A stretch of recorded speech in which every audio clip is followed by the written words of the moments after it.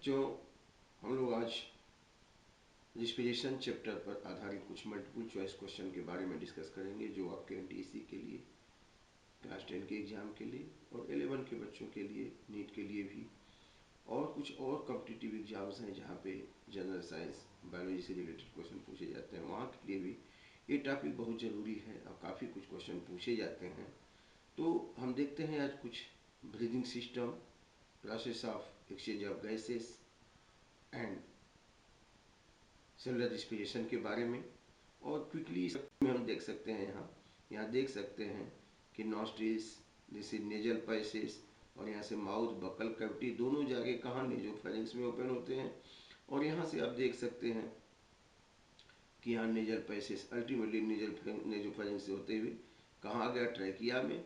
और ट्रैकिया जैसे ही chest region में 5th वर्टिब्रल के पास आएंगे तो दो भाग में बढ़ गया, ब्रोंकाई में, और एक ब्रोंकाई अपने तरफ के लंग्स में आया, और लंग्स के अंदर फिर और पतली पतली शाखाओं में ब्रोंक्यूल्स में बढ़ गया, और यहाँ ब्रोंक्यूल्स में एल्वियोलाई डेवलप हो गए, एयर सैक्स।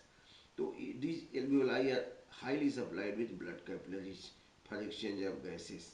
लेकिन ब्रीदिंग कैसे होगा, देखिए यहाँ रिप्स हैं, दोनों तरफ रिप्स हैं, लेकिन एक तरफ लंग्स दिखाने के लिए रिप्स को यहाँ नहीं दिखाया गया। यहाँ ribs, total 12 pair of ribs हैं। रिप्स के बीच में इंटरकोस्टल मसल है। ये मसल के कॉन्ट्रैक्शन और रिलैक्सेशन से ही रिप्स में मूवमेंट होता है।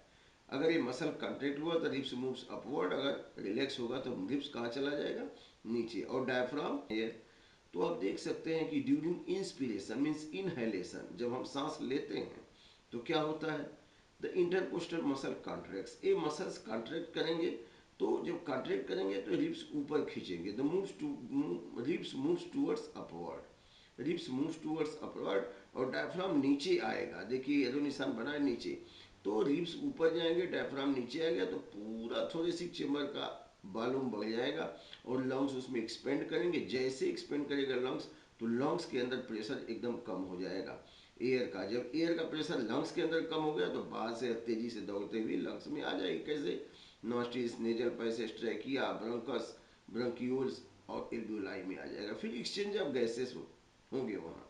और जैसे ही अब इंटरकोस्टल मसल रिलैक्स करेगा तो फिर रिब्स सारे के सारे नीचे आ गए, और डायफ्राम रिलैक्स करेगा तो ऊपर आ गया। तो ये प्रेशर क्रिएट करेंगे लंग्स के ऊपर। तो लंग्स के ऊपर जब प्रेशर होगा तो वहाँ का प्रेशर जब बढ़ेगा तो एयर तेजी से ऊपर चली जाएगी। तो inspiration, expiration, inhalation means inspiration. Inspiration occurs when the intercostal muscle contracts, then lips moves upward, diaphragm contracts, then move downward, then the chamber, the volume of thoracic chamber increases, then lungs expand, then the pressure inside the lung will decrease, then air rushes inside through nasal passages and trachea, that is called as inspiration. After a while, again this intercostal muscle relaxes, then lips comes downward, and diaphragm relax, then comes upward, then create pressure on the lungs, and then the air rushes from lungs to outside, that is the expiration. So इस तरह से air को हम breathe करते हैं, inhale करते हैं, exhale करते हैं। अब जो लंग्स में आ गया एयर, तब क्या होगा, देखिए लंग्स में एयर यहाँ आ गया है। अब यहाँ देख सकते हैं आप कि लंग्स में जो एयर आ गया, यहाँ से ब्लड कैपिलरी यहाँ है, तो oxygen comes into blood in the form of oxy haemoglobin. This blood from the lungs through pulmonary vein comes into left atrium, दोनों साइड के लंग से ब्लड पल्मोनरी वेन से होकर कहाँ गया, left atrium, then left ventricle, then the left ventricle pumps blood in systemic aorta, then goes to anterior part of body and posterior part of body. जो red colour है oxygenated blood है, तो lung से oxygenated blood आया through pulmonary vein into left atrium, then left ventricle, transport to upper and lower part of body, और यहाँ पे exchange हो गया। एक बार तो एक्सचेंज यहाँ हुआ कि लंग से ऑक्सीजन आ गया ब्लड में, ऑक्सी हीमोग्लोबिन के रूप में अब आ रहा है हार्ट के लेफ्ट साइड में, और वहाँ से पंप होकर पूरे बॉडी में गया। अब ऑक्सीजन यहाँ से टिश्यू में आ गया, ऑक्सीडेशन हुआ, एनर्जी प्रोड्यूस हुआ, कार्बन डाइऑक्साइड निकला, और कार्बन डाइऑक्साइड फिर ब्लड में आ गया, और इसमें से 7% कार्बन डाइऑक्साइड तो ब्लड प्लाज्मा में डिजॉल्व हो गया, 23% हीमोग्लोबिन से मिलके का बदल गया, और बाकी 70% जो है बाइकार्बोनेट के रूप में अब इस ब्लड के द्वारा वेन से होते हुए आ गया राइट एट्रियम में, from upper side and from lower side.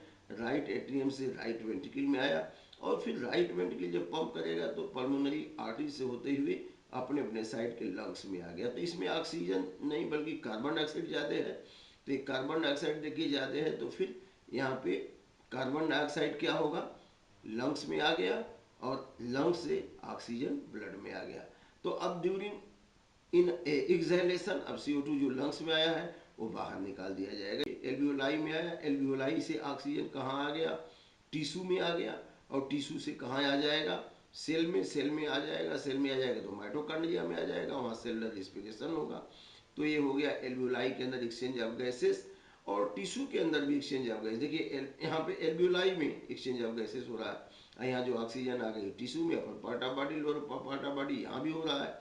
तो यहाँ पे आप देख सकते हैं कि हीमोग्लोबिन से जो एफिनिटी है वो कार्बन डाइऑक्साइड की अपेक्षा कम होती है। कार्बन डाइऑक्साइड की एफिनिटी ज़्यादा है, लेकिन चूंकि लंग्स में ऑक्सीजन बहुत ज़्यादा है, अब एयर में 21% है और कार्बन डाइऑक्साइड 0.3%, तो जब ऑक्सीजन ज़्यादा है तो प्रेशर यहाँ ज़्यादा होगा, इसलिए ऑक्सीजन बाइंड हो जाता है हीमोग्लोबिन से और ब्लड में, ब्लड से होते हुए पल्मोनरी से होते हुए लेफ्ट एट्रियम जब टिश्यू में आएगा तो यहाँ CO2 ज़्यादा बन रहा है, ऑक्सीजन आ गया टिश्यू में तो CO2 फट ब्लड में आएगा, और ब्लड में आकर के वहाँ 23% तो हीमोग्लोबिन से मिल जाएगा, बाकी 7% ब्लड प्लाज्मा में, और 70% जो है बाइकार्बोनेट के रूप में ट्रांसपोर्ट होकर फिर आ गया हार्ट से, फिर लंग्स में जाएगा, फिर चला आएगा लंग्स से होके बाहर निकाल दिया जाएगा। तो हीमोग्लोबिन की एफिनिटी कार्बन डाइऑक्साइड से ज़्यादा होती है ऑक्सीजन की अपेक्षा, लेकिन लंग्स में चूंकि ऑक्सीजन ज़्यादा है इसलिए बाइंड होता है, और वही हीमोग्लोबिन टिश्यू में कार्बन डाइऑक्साइड से बाइंड होके उसको ढोके लाता है राइट एट्रियम, राइट वेंट्रिकल, तब फिर लंग्स में भेजता है पल्मोनरी आर्टरी से प्यूरिफिकेशन के लिए। तो इस तरह से बच्चों ये transport and exchange of gases takes place. Ultimately oxygen आ गया सेल से, सेल में, सेल से फिर माइटोकॉन्ड्रिया में। अब देखिए यहाँ, तो यहाँ जो साइटोप्लाज्म है और यहाँ माइटोकॉन्ड्रिया न्यूक्लियस है। साइटोप्लाज्म में तो ऑक्सीजन का यूज होगा नहीं, साइटोप्लाज्म में तो ग्लूकोज सीधे आपको बताया था सेलुलर रेस्पिरेशन में, in the cytoplasm during the glycolysis glucose break down into pyruvic acid, एक ग्लूकोज से 2 पार्विक एसिड बन गया। यहाँ भी एनर्जी निकलती है, 4 ATP बनता है, लेकिन 2 तो यूज हो जाता है, 2 ही लाभ होता है, बाकी 2 पार्विक एसिड बना एक ग्लूकोज से। ये एक ग्लूकोज से यहाँ पे 4 ATP बनता है, लेकिन 2 खर्च हो जाता है, 2 का लाभ है, एक NADPH2 बनता है और बाकी 2 पार्विक एसिड। अब दोनों पार्विक एसिड कहाँ चले आते हैं, चले आते हैं माइटोकॉन्ड्रिया में, हम लोगों के बॉडी में सेल में माइटोकॉन्ड्रिया में चले आते हैं सेल में। अब माइटोकॉन्ड्रिया में आके जो है क्रेब साइकिल होगा, और यहाँ पार्विक एसिड से एस्टर कोएंजाइम में बना, फिर आगे एल्वेस्टिक एसिड से मिलके सिट्रिक एसिड, और इस तरह से क्रेब साइकिल के द्वारा step by step break down करके अब ये जो है हाइड्रोजन रिलीज करते हैं, वो हाइड्रोजन NAD से मिलकर NADH और FAD से FADH2 बनाता है। अब NADH FADH2 फिर माइटोकॉन्ड्रिया के कहाँ चलाता है, इनर मेम्ब्रेन पे इलेक्ट्रॉन ट्रांसपोर्ट सिस्टम में, और यहाँ पे जो है वह इलेक्ट्रॉन एनर्जी लूज करेगा और प्रोटॉन पंप होगा F0 पड़ने से, वहीं पे एनर्जी रिलीज होगी, वहीं ADP और इनऑर्गेनिक फास्फेट से मिलकर ATP बनेगा, इसको ऑक्सीडेटिव फास्फोरिलेशन कहते हैं। माइटोकॉन्ड्रिया में जो AT बनती है उसके लिए एनर्जी कहाँ से आती है, ऑक्सीडेशन ऑफ मेटाबोलाइट ग्लूकोज से, इसीलिए यहाँ पे जो ATP बनता है बच्चों माइटोकॉन्ड्रिया में उसको हम कहते हैं एंडोसिन ट्राइफॉस्फेट, जो बनता है उसको कहते हैं ऑक्सीडेटिव फास्फोरिलेशन। तो इस वजह से आपने देखा इंटायर प्रोसेस, कैसे ब्रीदिंग हुआ, कैसे एयर आया, कैसे एक्सचेंज हुआ, और कैसे जो है ब्लड सर्कुलेशन के थ्रू सेल में आ गया, सेल में आकर के साइटोप्लाज्मिक ग्लाइकोलिसिस हुआ, there will be no use of oxygen, लेकिन माइटोकॉन्ड्रिया में यहाँ ऑक्सीजन का यूज होगा और वहाँ कंप्लीट ऑक्सीडेशन होगा, और एक ग्लूकोज से पूरा, एक ग्लूकोज से 2 पार्विक एसिड बना ग्लाइकोलिसिस में, और हर पार्विक एसिड से माइटोकॉन्ड्रिया के अंदर 15 ATP बनेंगे, 30 ATP ये बन जाएंगे। प्लस यहाँ पे देखिए एक ग्लूकोज से 2 पार्विक एसिड बना था, 4 ATP यहाँ बने थे, तो 2 खर्च हो गया, 2 का लाभ हुआ, 30 × 32, लेकिन यहाँ पे 2 NADH2 बनता है, तो वो जो 4 हाइड्रोजन आते हैं माइटोकॉन्ड्रिया में उससे भी 6 ATP बनता है, तो 32 6 38, लेकिन 2 और खर्च होंगे, टोटल 36 ATP का शुद्ध लाभ होगा एक ग्लूकोज से during glycolysis and Krebs cycle. So this way, this is the total entire breathing process as well as the cellular respiration. Now we will discuss about the certain objective questions on this topic. First question is mark the incorrect statement in context to O2 binding to haemoglobin. माने यहाँ पे question ये है कि oxygen की binding haemoglobin से कब होती है, कब ऑक्सीजन हीमोग्लोबिन से बाइंड होगा? जब हायर पीएच होगा, लो CO2 होगा, कार्बन डाइऑक्साइड का प्रेशर बहुत लो होगा, लो टेम्परेचर होगा, हायर PO2 होगा। तो देखिए ऑक्सीजन हीमोग्लोबिन से कब बाइंड होगी? जब लो PCO2 होगा, partial pressure of carbon dioxide बहुत लो होगा, लो टेम्परेचर होगा और हाई ऑक्सीजन होगा, PO2 partial pressure of oxygen. आप देख सकते हैं यहाँ लंग्स में क्या है? लंग्स में CO2 बहुत कम है, ऑक्सीजन बहुत ज़्यादा है। तो लो PCO2 और हाई PO2 यहाँ है, तब ये बाइंड हो रहा है। इसका मतलब अच्छा लंग्स में टेम्परेचर भी कम है, तो low temperature, low PCO2 but high O2, तब बाइंड हो गया। तो ये तीनों करेक्ट ऑप्शन है यहाँ, लेकिन कौन सा इनकरेक्ट पूछ रहा है? Which one is the incorrect? तो हाई पीएच। वहाँ पीएच हाई नहीं होगा, लो पीएच होगा। और यहाँ पे जो है करेक्ट क्या है? PCO2, लो लो टेम्परेचर और हाई PO2, तब जाके बाइंड होगा। तो इनकरेक्ट स्टेटमेंट ए होगा, high pH. It is known that the exposure to carbon dioxide is harmful to animal because carbon dioxide, it is known that the exposure to carbon monoxide is harmful to animal because. देखिए carbon monoxide की affinity haemoglobin से बहुत ज़्यादा होती है। अगर ऐसे जगह पे हम हैं जहाँ कार्बन मोनोऑक्साइड ज़्यादा है, जब हम ब्रीथ करेंगे तो कार्बन मोनोऑक्साइड हमारे लंग्स में जाएगा और ऑक्सीजन से बाइंड होने से पहले कार्बन मोनोऑक्साइड ही हीमोग्लोबिन से बाइंड हो जाएगा और it reduce the transport of oxygen. क्योंकि हीमोग्लोबिन की एफिनिटी सबसे ज़्यादा कार्बन मोनोऑक्साइड से, फिर कार्बन डाइऑक्साइड से और उसके बाद ऑक्सीजन से होती है। वो तो लंग्स में ऑक्सीजन ज़्यादा होती है, इसलिए लंग्स के ब्लड कैपिलरी में ऑक्सीजन से बाइंड हो जाएगा, ऑक्सीमोग्लोबिन बनाएगा। लेकिन अगर हम ऐसी जगह पे रह रहे हैं जहाँ पे कार्बन मोनोऑक्साइड ज़्यादा है, तब बटनी चुल्ली बच्चों इनहेल करेंगे हम, कार्बन मोनोऑक्साइड लंग्स में जाएगा और सबसे पहले वो ब्लड में आकर के ऑक्सीजन से बाइंड होगा और हीमोग्लोबिन से, सॉरी, कार्बन डाइऑक्साइड लंग्स के एल्वेओलाई में जाएगा, कार्बन मोनोऑक्साइड, और वो ब्लड में फिर आ जाएगा, ब्लड कैपिलरी में एल्वेओलाई के, और वहाँ पे जाके हीमोग्लोबिन से पहले ही बाइंड हो जाएगा और ऑक्सीजन के ट्रांसपोर्ट को क्या करेगा? रिड्यूस कर, ऑक्सीजन ट्रांसपोर्ट करने में बाधा पहुँचाएगा। तो यहाँ पे exposure to carbon monoxide is harmful to animal because it reduce the O2 transport. अब देखिए यहाँ पे O2 ट्रांसपोर्ट को तो ये रोक दे रहा है क्योंकि कार्बन मोनोऑक्साइड ज़्यादा, इसलिए पॉल्यूटेड इलाके में नहीं रहना चाहिए या हमारे आसपास जो है पॉल्यूशन नहीं होना चाहिए। CO2 dissociate from carbamino haemoglobin when, CO2 कब डिसोसिएट होगा? देखिए यहाँ पे CO2 कब डिसोसिएट हो रहा है? अब यहाँ पे CO2 यहाँ बाइंड, यहाँ CO2 ज़्यादा बना टिश्यू में, तो अब यहाँ पे हीमोग्लोबिन से मिलकर कार्बामिनो हीमोग्लोबिन बना दिया। अब ये आ गया right atrium, right ventricular, pump होकर के लंग्स में जाएगा। तो यहाँ पे देखिए लंग्स में क्या है? यहाँ पे लंग्स के अंदर तो लो PCO2 है, लेकिन यहाँ लंग्स में जो ब्लड आ रहा है उसमें CO2 ज़्यादा है, तो यहाँ से टूट करके कहाँ चला आएगा? लंग एल्वियोलाई में चला गया, एल्वियोलाई में। यहाँ एल्वियोलाई में CO2 कम है, लेकिन ये जो ब्लड आ रहा है बड़े पार्ट ऑफ बॉडी उसमें CO2 ज़्यादा है, तो यहाँ ज़्यादा है तो यहाँ कम है, तो टूट के कहाँ चला आया? CO2 चला आया एल्वियोलाई में। तो इसी बात को यहाँ पूछा जा रहा है आपसे कि CO2 dissociate from carbaminohaemoglobin when PCO2 is high and PO2 is low. PCO2 is high, PO2 is high and PCO2। तो यहाँ पे क्या करेक्ट होगा? यहाँ पे होगा PO2 is high। लंग्स में पार्शियल प्रेशर ऑफ ऑक्सीजन ज़्यादा है और CO2 कम है, तब जाके ब्लड कैपिलरी में से कार्बामिनो हीमोग्लोबिन टूट करके CO2 लंग्स में आ जाएगा। तो बी ऑप्शन आपका सही होएगा। Match the following and mark the correct option.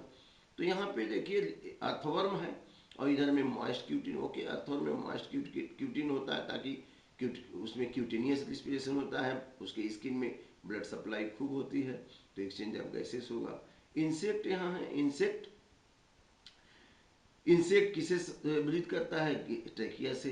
तो अर्थवर्म ए का first moist cuticle, insect B का फोर्थ ट्रेकिया। देखिए ए का फर्स्ट मॉइस्ट क्यूटिकल और बी का फोर्थ ट्रेकिया, और सी फिशेस गिल से सांस लेते हैं, सी का सेकेंड, और D bird reptile with the lungs, D का थर्ड।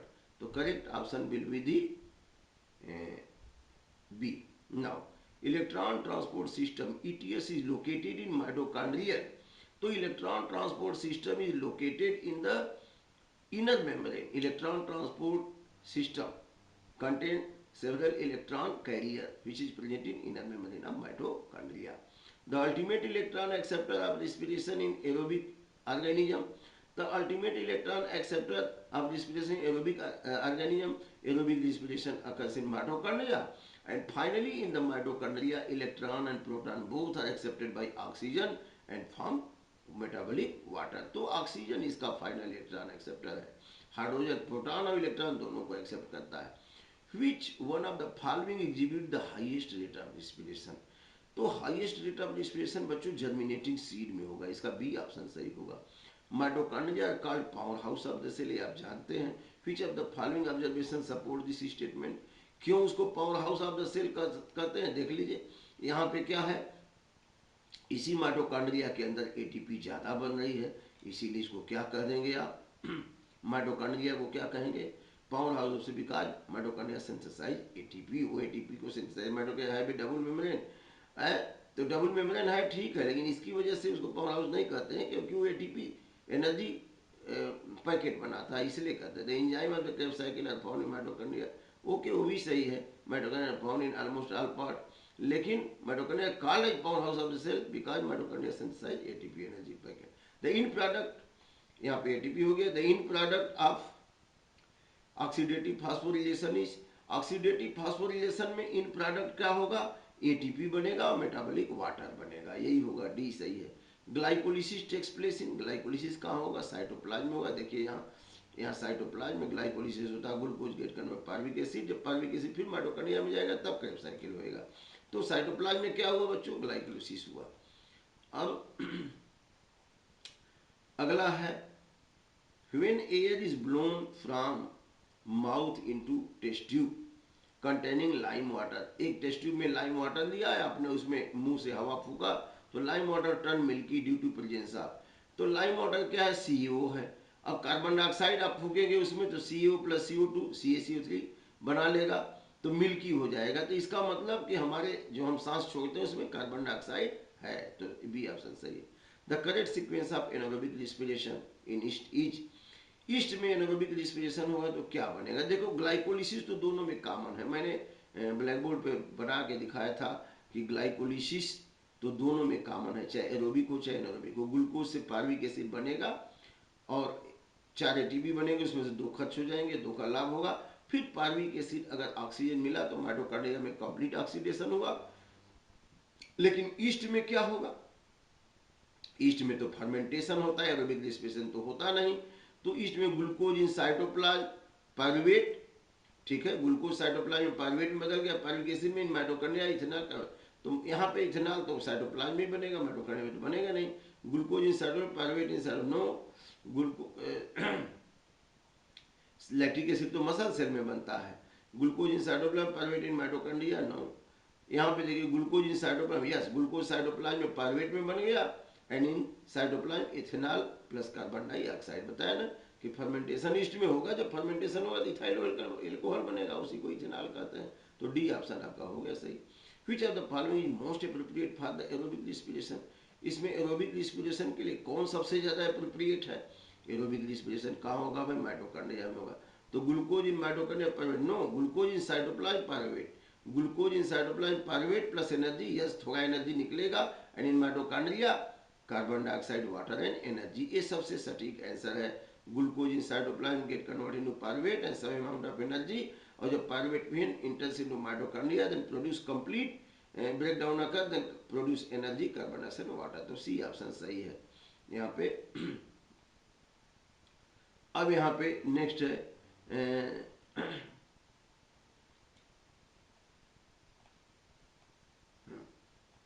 The following statement. कौन सा स्टेटमेंट यहाँ पे सही है, यहाँ आपको देखना है कि कौन सा स्टेटमेंट यहाँ पे सही है.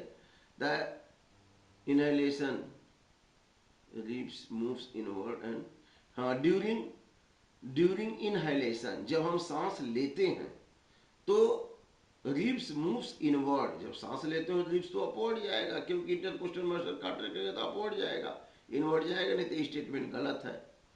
The lungs alveoli exchange gases in the lung alveoli exchange of gases takes place, oxygen from alveolar air moves into blood and carbon dioxide from blood into alveolar. ये भी सही है कि जब एक्सचेंज ऑफ गैस एल्वियोलाई में होगा तो oxygen alveoli से कहाँ जाएगा, ब्लड कैपिलरी में जाएगा, और कार्बन डाइऑक्साइड ब्लड कैपिलरी से एल्वियोलाई में जाएगा, सही है।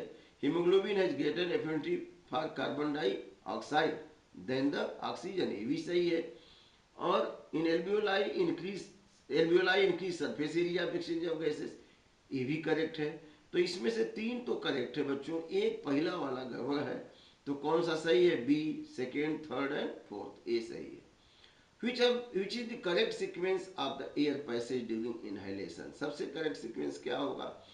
तो देखिए नॉस्ट्रिल लैरिंग्स, नो नॉस्ट्रिल के बाद फायरिंग्स होगा तब लैरिंग्स होगा, नेजल पैसेज ट्रैकिया पहले नॉस्ट्रिल्स होगा, लैरिंग्स नॉस्ट्रिल्स, नॉस्ट्रिल तो पहले ही है, नोज में है, तो नॉस्ट्रिल फैरिंग्स लैरिंग्स ट्रैकिया, ये करेक्ट आंसर है।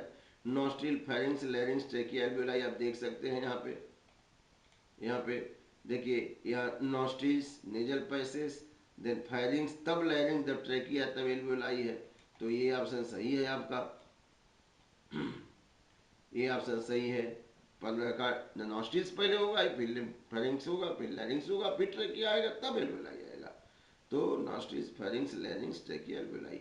During respiration exchange of gases takes place in trachea, पहला ऑप्शन क्या है, ड्यूरिंग रेस्पिरेशन कहाँ होगा एक्सचेंज ऑफ गैसेस सबसे पहले, एल्वियोलाई एंड लंग्स।